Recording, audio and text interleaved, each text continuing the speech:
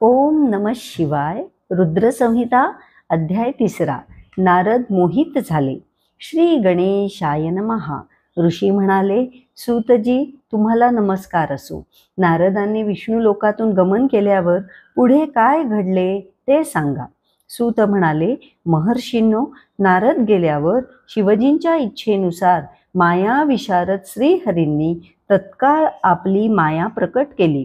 त्यांनी नारदांच्या मार्गात 100 योजने विस्तीर्ण वैकुंठाहून रमणीय अत्यंत अद्भुत आणि मनोहर असे एक नगर निर्माण केले. ते नाना प्रकारच्या वस्तूंनी सुशोभित होते.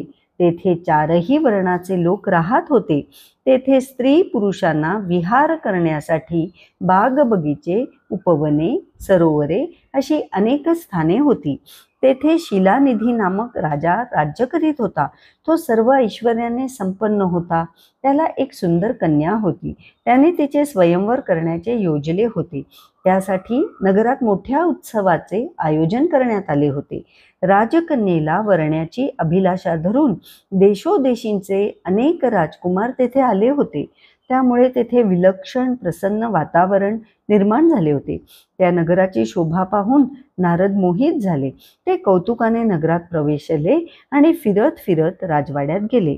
त्यांना पाहताच राजा शीलनिधी स्वागतासाठी धावत पुढे आला. त्याने साष्टांग प्रणिपात केला. रत्नजडित सिंहासनावर बसवून त्यांचे प्रेमपूर्वक पूजन केले. त्याने आपल्या कन्येला बोलावून घेतले. तिने नारदांना नमस्कार केला. तिचे अद्भुत लावण्य पाहून नारद विस्मित झाले. त्यांनी राजाला विचारले, ही देवकन्येसारखी सुंदर कन्या कोण आहे? राजा म्हणाला, ब्रह्मर्षी, ही माझी कन्या आहे. हिचे नाव श्रीमती. ही उपवर असून मी हिचे लवकरच स्वयंवर करणार आहे. हिला चांगला वर मिळावा अशी माझी इच्छा आहे. तरी कृपा करून हिचे भाग्य कसे आहे व हिला कशा प्रकारचा पती प्राप्त होईल ते सांगा. राजकन्येचे रूप आणि लावण्य पाहून नारद मनोमन कामविव्हळ झाले होते. त्यांच्या मनात तिच्या प्राप्तीची दुर्दम्य इच्छा उत्पन्न झाली, पण त्यांना आपले मनोगत उघड करता येईना. ते म्हणाले, राजा, ही तुझी कन्या सर्व शुभ लक्षणांनी युक्त आणि महाभाग्यवान आहे.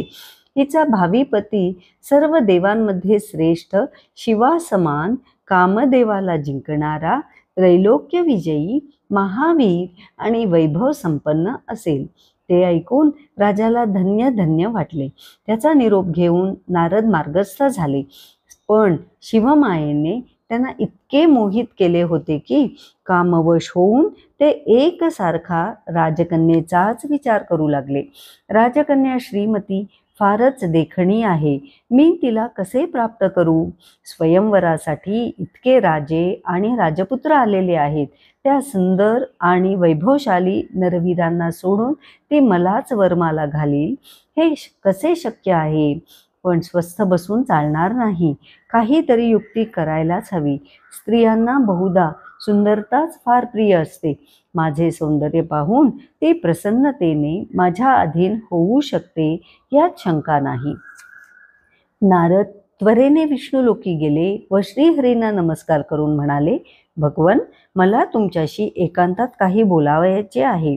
त्यांच्या इच्छेनुसार श्रीहरी एकांत स्थानी गेले व म्हणाले, मुने, येथे कोणीही नाही. आता तुम्हाला जे काही बोलायचे आहे ते निसंकोच बोला. नारद म्हणाले, भगवन, शीलनिधी राजा धर्मानुगामी असून तुमचा भक्त आहे. त्याला श्रीमती नामक एक सुंदर कन्या आहे. तिचे डोळे कमळासारखे आहेत. तिच्या तोडीची सुंदर कन्या मी त्रैलोक्यात पाहिली नाही. ती माझी पत्नी व्हावी अशी माझी फार इच्छा आहे. राजाने तिच्या स्वयंवराची सिद्धता केली आहे. तिला वरण्यासाठी 4ही दिशांनी हजारो राजे व राजपुत्र तेथे आले आहेत. मी तुमचा निस्सीम भक्त आहे, सेवक आहे. तुमच्या इतके सुंदर रूप माझ्याजवळ असल्याशिवाय ती माझ्या गळ्यात वरमाला घालणार नाही, याची मला पूर्ण खात्री आहे. म्हणून मी येथे आलो आहे. तुम्ही मला तुमचे रूप द्या आणि राजकन्या श्रीमती माझी पत्नी होईल असे करा, अशी माझी विनंती आहे. नारदांचे म्हणणे ऐकून श्री विष्णूंना हसू आले. ते म्हणाले, मुने, तुम्ही माझे प्रिय भक्त आहात.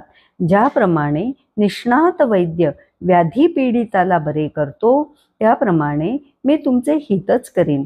आता निशंक मनाने आपल्या इच्छित स्थानी जा. भगवान विष्णूने नारदांना आपल्यासारखे मनोहर स्वरूप आणि वानरासारखे मुख दिले. मग ते अंतर्धान पावले. नारदांच्या आपल्या आराध्य दैवतावर पूर्ण विश्वास होता. श्रीहरींच्या कृपेने आपल्याला त्यांच्यासारखेच रूप प्राप्त झाले आहे या समजुतीने त्यांना आनंद झाला, कृतकृत्य वाटले. पण भगवंतांनी आपल्या बाबतीतच काय विचित्र लीला केली आहे हे त्यांच्या लक्षात आले नाही. नारद विवाहाच्या उद्देशाने शीलनिधीने उभारलेल्या स्वयंवर मंडपात गेले. तेथील एका आसनावर स्थानापन्न झाले. राजकन्या श्रीमती आपल्यालाच वरमाला घालणार अशी त्यांची खात्री वाटत होती. तेथे उपस्थित असलेल्या सर्वांनाच नारद त्यांच्या नेहमीच्या स्वरूपात दिसत होते. त्यामुळे कोणाच्याही मनात त्यांच्या उपस्थितीबद्दल शंका आली नाही. तेथे 2 रुद्रगण ब्राह्मण वेशात आले होते. नारदांचे रूप परिवर्तन झालेले आहे हे त्यांच्या लक्षात आले. ते नारदांजवळ येऊन बसले आणि एकमेकांशी वार्तालाप करत त्यांची थट्टा करू लागले. त्यातील एक जण म्हणाला, नारदांची कमाल आहे.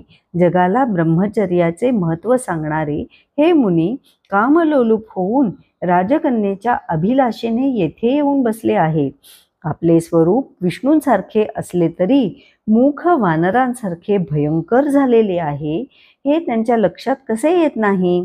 त्यांचे संभाषण नारदांना ऐकू येत होते, पण मनामध्ये राजकन्येच्या आगमनाची तीव्र उत्कंठा असल्यामुळे त्यांनी त्या दोघांच्या बोलण्याकडे हेतुपुरस्सर दुर्लक्ष केले. ते तिच्या येण्याची वाट पाहू लागले. काही वेळाने ती सुंदर राजकन्या आपल्या सख्यांसमवेत अंतःपुरातून बाहेर आली. तिच्या हातात सोन्याची सुंदर वरमाला होती.